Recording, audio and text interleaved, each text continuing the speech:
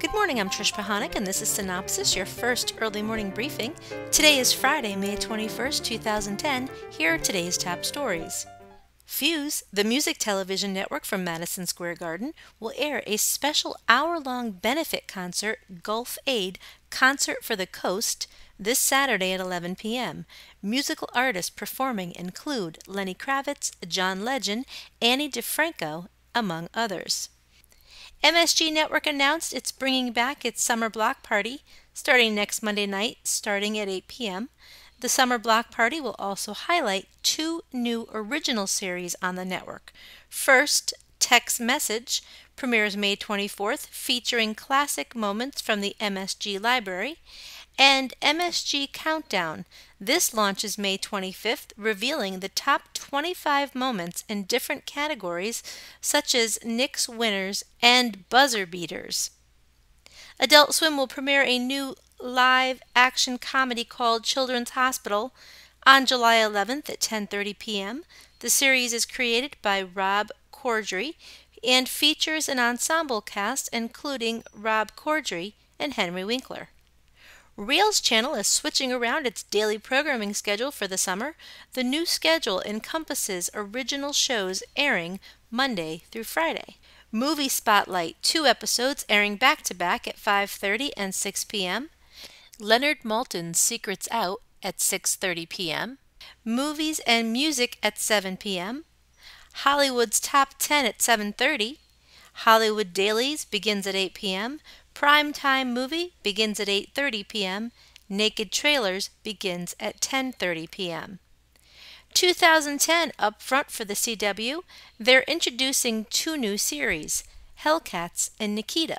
First, Hellcats is a coming-of-age story about Marty Perkins, a pre-law student at Lancer University in Memphis, and Nikita is about Maggie Q, who stars as Nikita, the young woman who underwent training unbeknownst to her to make her into a spy and assassin. The CW has one new reality show debuting this summer, Plain Jane. British fashion guru Louise Rowe will lead the head-to-toe transformation and, once the makeover is complete, will surprise the participant by setting up a date for her with a man she has a crush on. One mid-season series for the CW, Shedding for the Wedding, it's a working title. 10 overweight engaged couples will live together and battle to achieve the wedding of their dreams during a 3-month period. 2010 upfront for Univision. The network offers up several new novellas airing Monday through Friday in primetime. Topping the list is Eva Luna. This story is about a modern-day romance set in Southern California centered on advertising exec Eva Gonzalez. Eva falls in love, then is led to believe her lover murdered her father. Soy Tu Duena, story about a woman whose perfect life is shattered when her fiancé abandons her at the altar. She becomes cold and bitter and vows to never love again. Mar de Amor, a woman from a humble background falls in love with the major landowner in a small village. Zacatillo un lugar en tu corazón. This is a drama about a famous actress and singer whose most trusted friend and manager tries to murder her. And Llena de Amor, it's a modern-day ugly duckling story about a sweet, intelligent girl who has one person in her life who understands how beautiful she really is.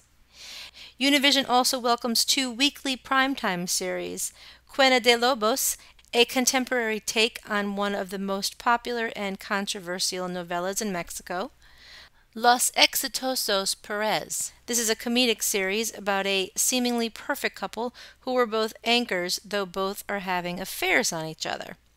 2 reality series for Univision, Mariquilla and Bella, a dancing reality series combining the 3 things Hispanics adore: music, dancing, and celebrities. And Desafío La Gran Batalla, a challenging reality competition series where a group of participants are stranded on a tropical island with just the bare essentials. Univision has 2 other entertainment/variety shows on their docket: El Gran Show, a 2-hour family variety game show, and Llévatelo Todo. 4 contestants go on a wild shopping spree without spending a cent. This airs weekends in prime time. For more info on these upfronts, please visit Cynopsis.com. In other news, ex-Spice Girl Mel B will star in a new docu-comedy show for the Style Network as The Mel B Project, now that's a working title, is slated to premiere Labor Day weekend. And over at MTV, they've approved 2 new series that will get fresh reincarnations on the network. The first is a series based on the 80s MGM film Teen Wolf, and MTV will also commence production on the previously announced series Skins. Hi, my name is John Cox, and this week I'd like to talk to you about Survivor. This past edition of Survivor, Heroes vs. Villains, was particularly interesting. People like Tyson got themselves voted off simply because they changed their mind right before the vote. I found Boston Rob interesting. His downfall was that he thought everyone else on the island was smart enough to see Russell for what he was, an empty threat bully. But he was wrong, and he got voted off. Too many people got themselves voted off because they trusted Russell. Didn't anybody see last season? Russell bullied the weak and lied to the trustful, and he clearly enjoyed his power. But Russell, like most bullies, failed in the end. He received 0 votes from the jury. Rupert was the most engaging of all the survivors, and he had a flash of genius. He put a rock in his pocket, pretending it was an immunity idol. It saved him for a couple of rounds.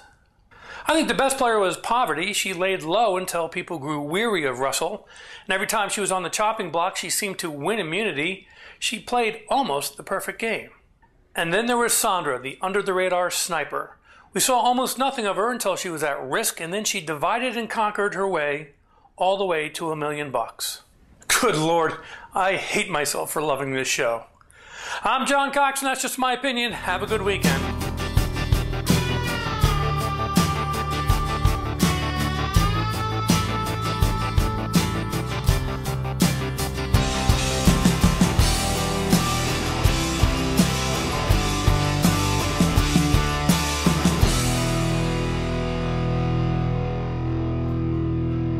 Well, that's a wrap for this work week. Be sure to check your email for the full printed version of today's synopsis with new executive moves and more on ratings, a whole bunch of new classified ads, a few of the bits and pieces that did not make it into today's podcast, and tonight's primetime broadcast lineup.